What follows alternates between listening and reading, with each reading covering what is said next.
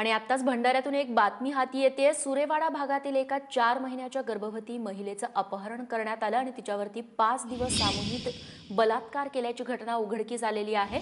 आमचे प्रतिनिधी दीपेंद्र गोस्वामी आता आपल्या सोबत आहेत। दीपेंद्र, नेमका काय प्रकार घडलाय? रेश्मा, ही स्त्री जी आहे प्रॉपर आता सुरेवाडा म्हणून गाव आहे, तिथे राहत आहे।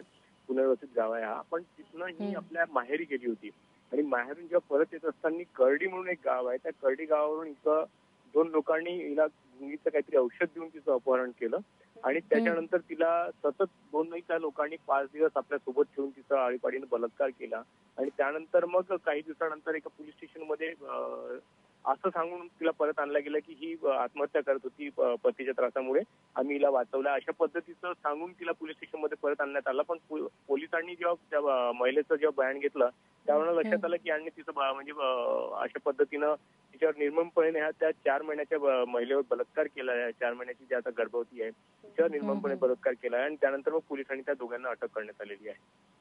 रेश्मा, दीपेंद्र, धन्यवाद तुम्ही दिलेल्या माहितीबद्दल। तेव्हा अतिशय लाजिरवाणी अशी घटना घडली आहे।